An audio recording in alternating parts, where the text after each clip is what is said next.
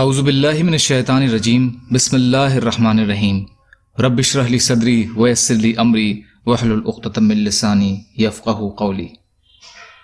منتخب حدیث اللہ تعالیٰ کے ذکر کی فضائل۔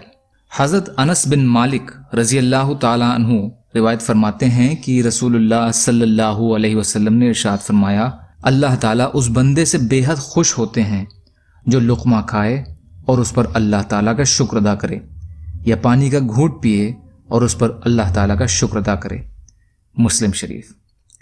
حضرت معاذ بن جبل رضی اللہ تعالی عنہ روایت فرماتے ہیں کہ میں نے رسول اللہ صلی اللہ علیہ وسلم کو ارشاد فرماتے ہوئے سنا، لا الہ الا اللہ اور اللہ اکبر دو کلمے ہیں، ان میں سے ایک لا الہ الا اللہ یہ تو عرش سے پہلے کہیں رکتا ہی نہیں، اور دوسرا اللہ اکبر زمین اور آسمان کے درمیانی خلا کو نور یا اجر سے بھر دیتا ہے۔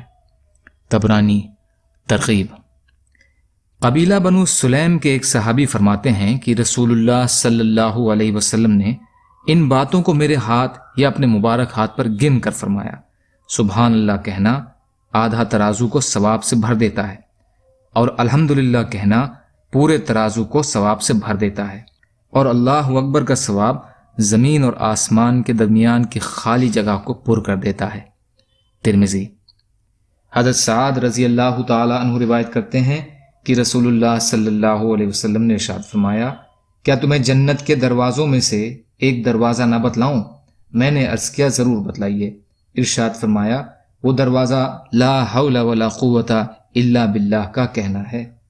مستدرک حاکم۔ حضرت ابو ایوب انصاری رضی اللہ تعالی عنہ سے روایت ہے کہ رسول اللہ صلی اللہ علیہ وسلم معراج کی رات حضرت ابراہیم علیہ السلام کے پاس سے گزرے تو انہوں نے پوچھا، جبریل یہ تمہارے ساتھ کون ہیں؟ جبریل علیہ السلام نے عرض کیا، یہ محمد ہیں صلی اللہ علیہ وسلم۔ ابراہیم علیہ السلام نے فرمایا، آپ اپنی امت سے کہیے کہ وہ جنت کے پودے زیادہ سے زیادہ لگائیں، اس لیے کہ جنت کی مٹی عمدہ ہے اور اس کی زمین کشادہ ہے۔ پوچھا کہ جنت کے پودے کیا ہیں؟ ارشاد فرمایا، لا حول ولا قوت الا باللہ۔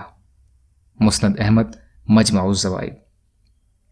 حضرت سمرہ بن جندب رضی اللہ تعالی عنہ روایت کرتے ہیں کہ رسول اللہ صلی اللہ علیہ وسلم نے ارشاد فرمایا، چار کلمے اللہ تعالیٰ کو سب سے زیادہ محبوب ہیں، سبحان اللہ، الحمدللہ، لا الہ الا اللہ، اللہ اکبر۔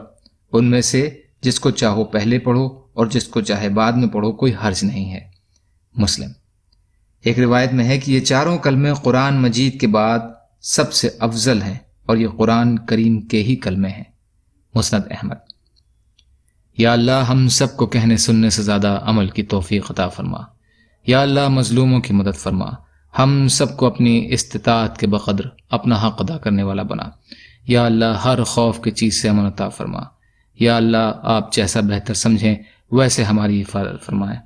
یا اللہ بغض، حسد، جلن، کینہ، تکبر، ریاکاری سے ہمارے دلوں کو پاک کر دیجئے۔